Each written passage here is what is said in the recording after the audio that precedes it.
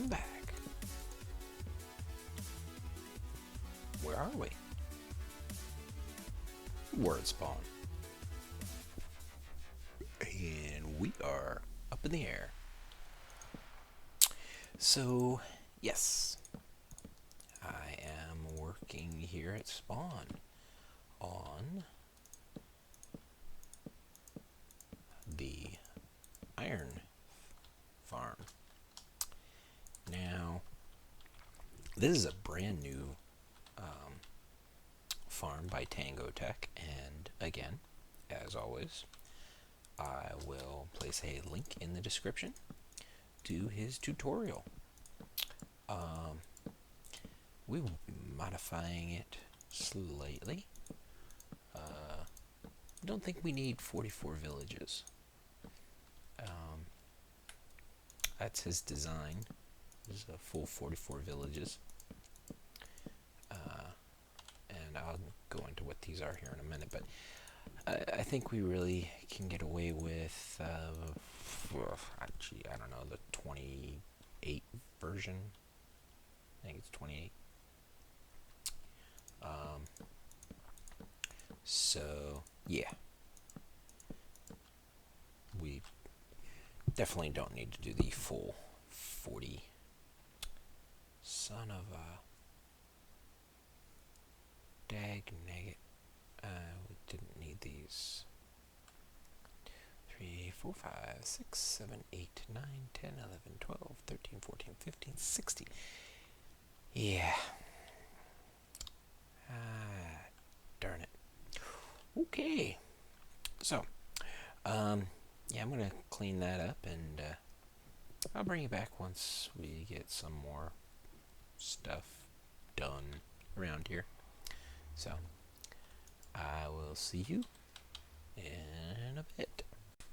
Okay. So, my axe broke right at the end of that, but I got my stuff back and cleaned it up.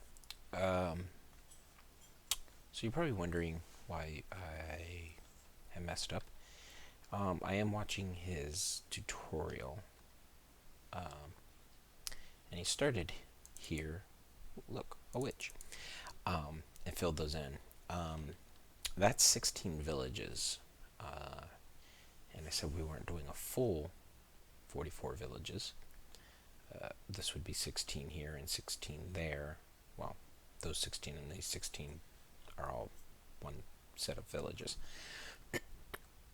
Pardon me. This is 20 some odd, and that is as well. That and this is all linked together. Anyway, the way this works is the doors of the villages get placed on these strips here in so that will be one village, and it's actually connected to a strip over there as its village. So there'll be 22 doors. There's 11 planks on each one of these. There's 22 doors in each village. Pardon me. And the way he does this, which he goes over in his tutorial, it's very, very tricksy. No, it's actually pretty ingenious. Basically, a village will not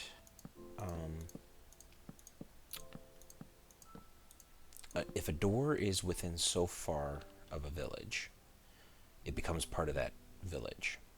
And I believe that distance is 64 blocks.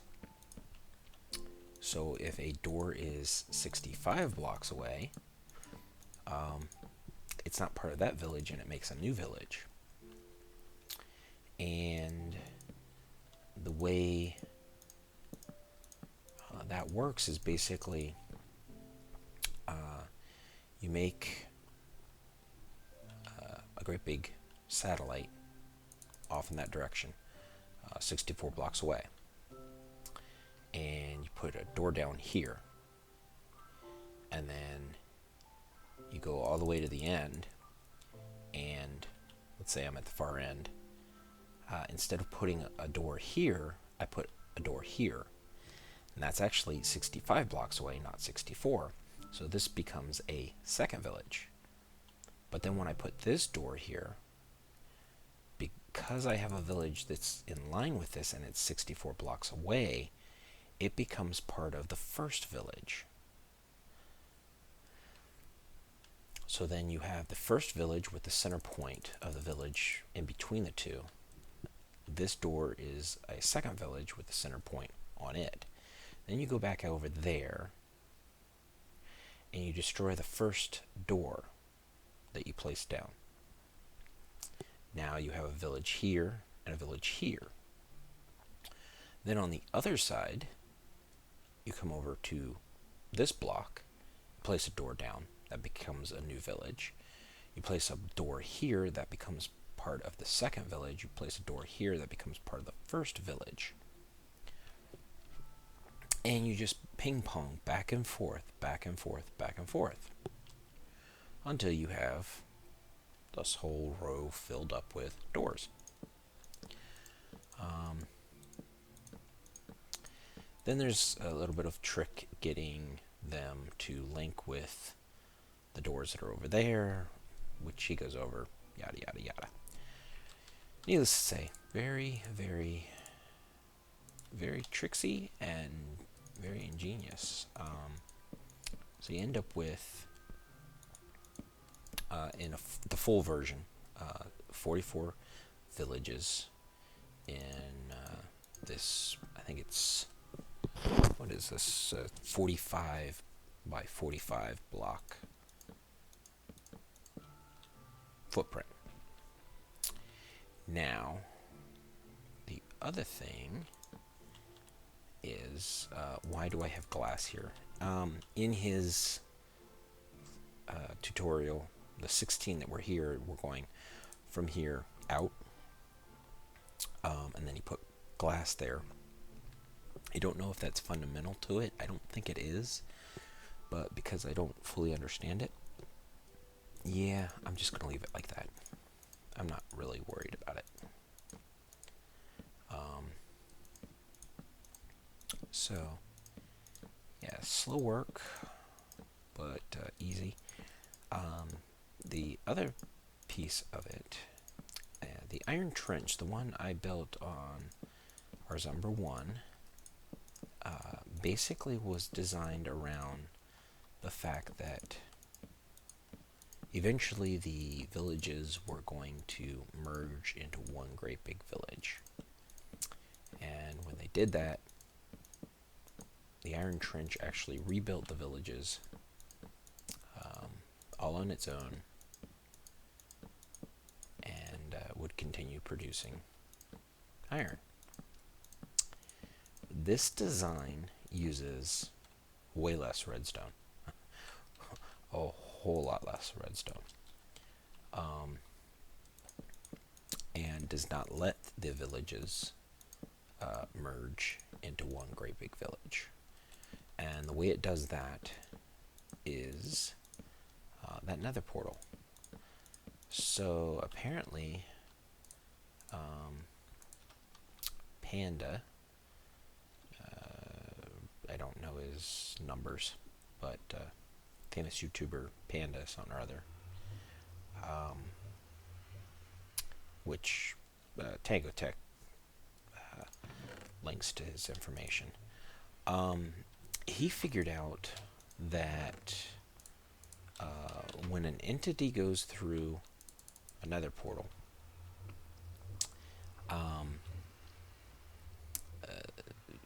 everything around the nether portal stays active for 1 minute.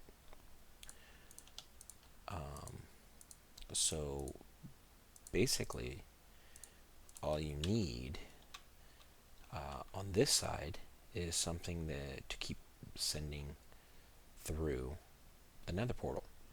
And if you do that every 50 9 seconds, this side of the portal will always be active.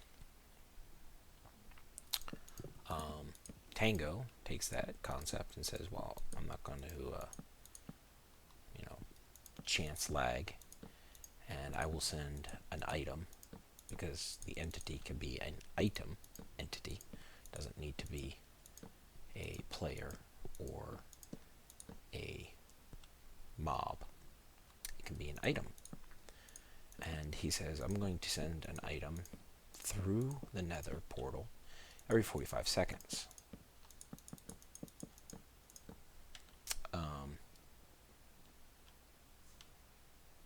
Now, what I've done is, and like I said, on both sides of this portal in the nether, I have lava, so that when the items come in, and there's a wall over here, obviously, so this is a wall. So the items come in, and then they're going to drop down and hit the lava. Now, because a lot of people were saying, well, going to have all these items, and you're going to have lag, and yada, yada, yada. So I decided, well, to be on the safe side, I'm going to need... Am I going to need? Yeah, I'm going to need some more. Oh, I got some more. Okay. To be on the safe side, I basically designed that so that anytime somebody goes to the nether hub, when the nether becomes active again,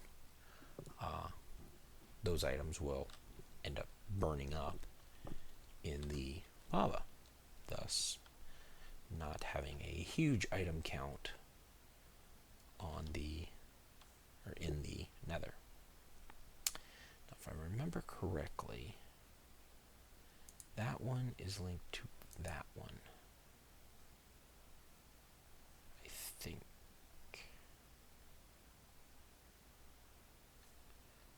Oh, darn, I forget.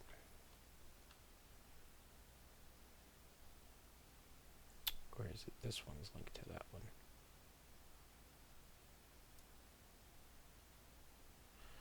I don't remember.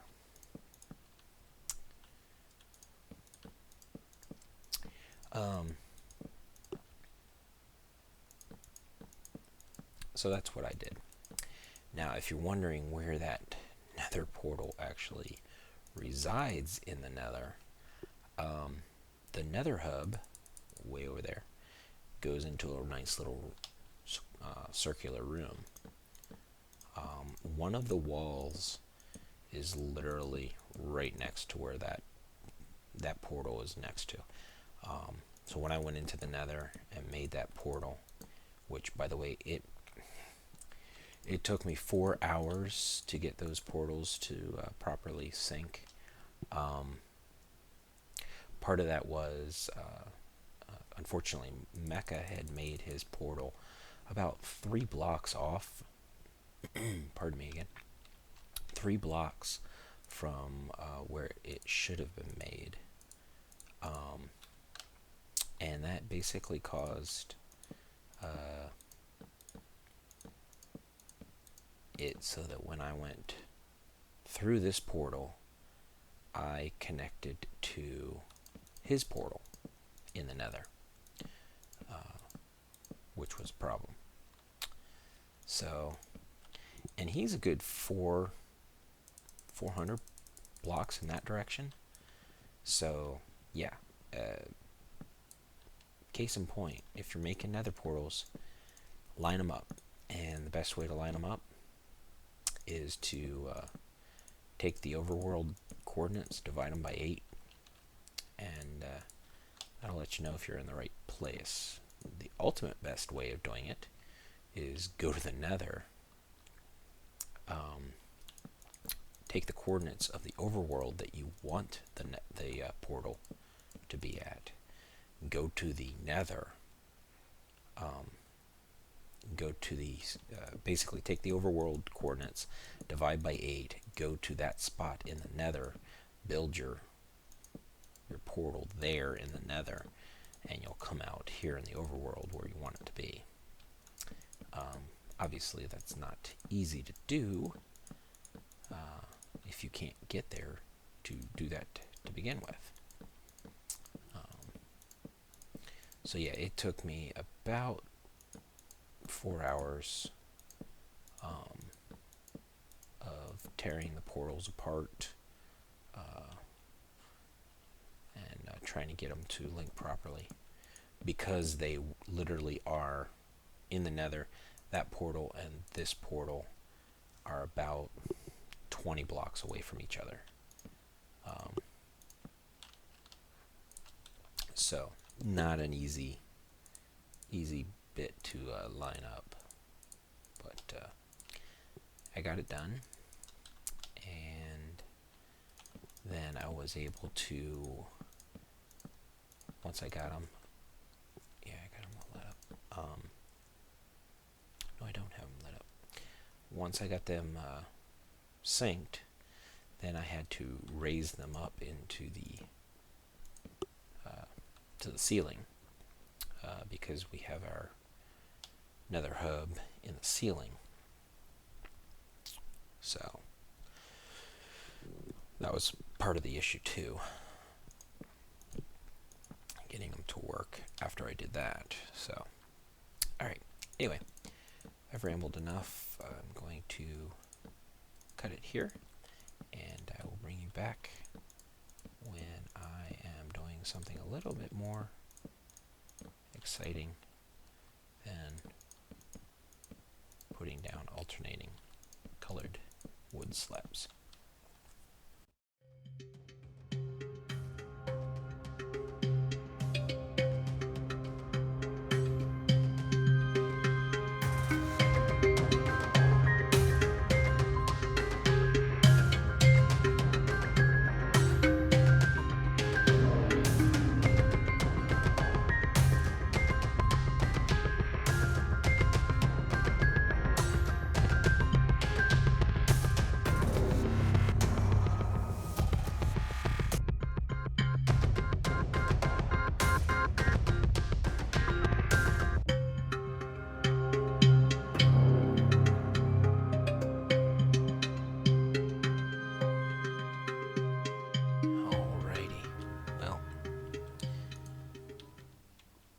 I have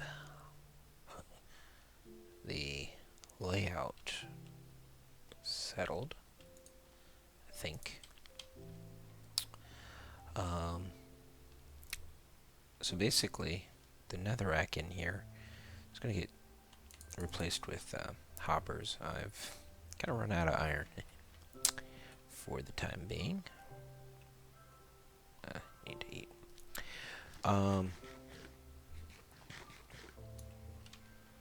I've kind of disabled this, so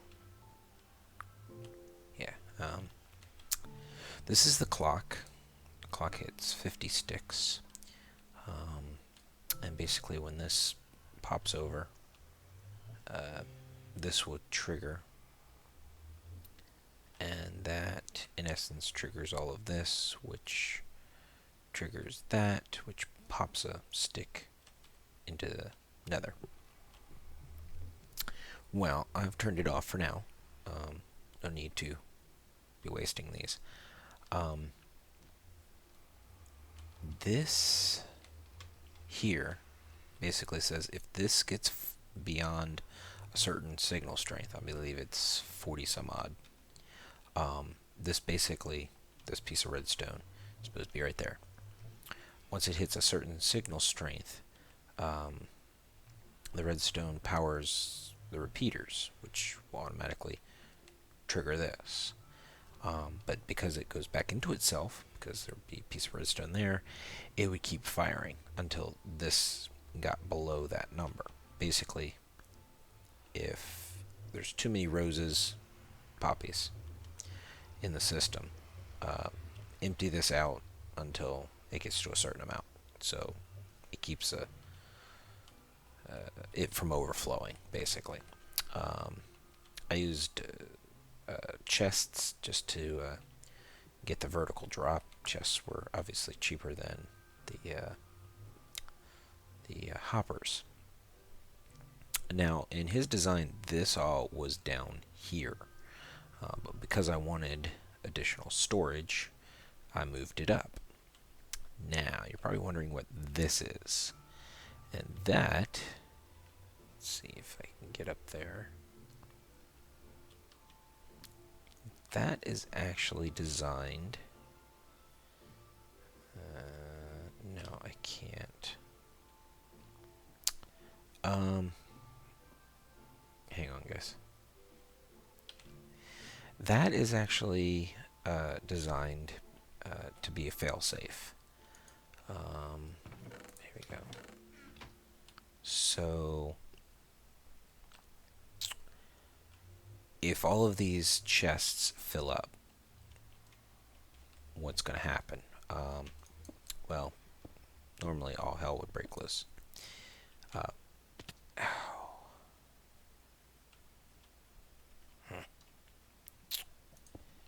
Try this again without the falling.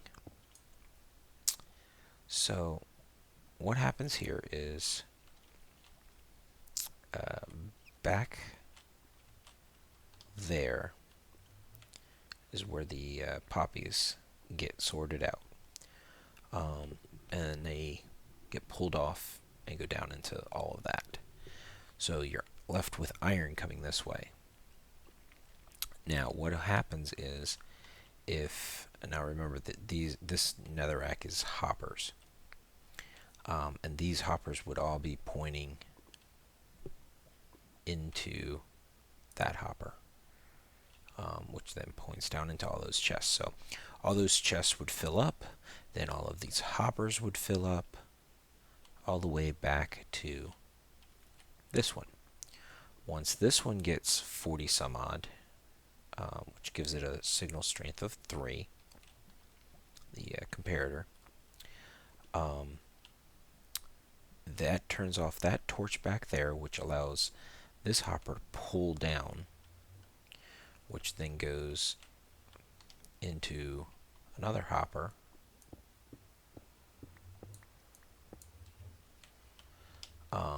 which goes into a dropper, and there's a comparator there that says, okay, if you have something in here, and it loops back into itself, keep firing, and that just keeps firing and dropping any extra iron onto the cactus, thus destroying it so that it doesn't ruin the system. So that's what all that is, which is not in his design.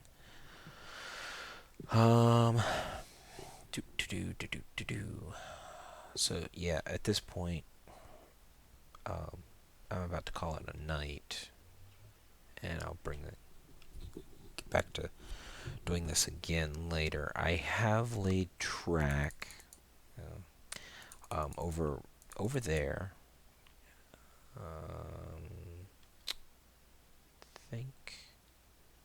It's right here. So, no, it's not. Where's the, oh, there it is. So over here is a line of torches, which leads, and I gotta do this quickly, way back there. You can see them. And then right over there on the other side of that ridge is a small village. I've scrounged together about a stack of rail, and I'm just going to end up bringing 3 villagers over here to do villager breeding. I need 20 villagers for that corner. Let's go up.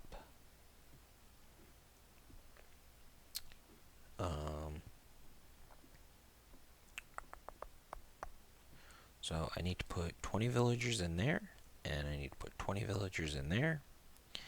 And once I do that, I can seal those off. And then I'm going to need 1 villager for the satellite.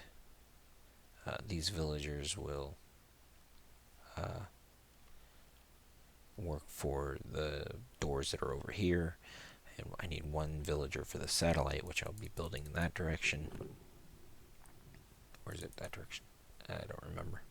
Anyway.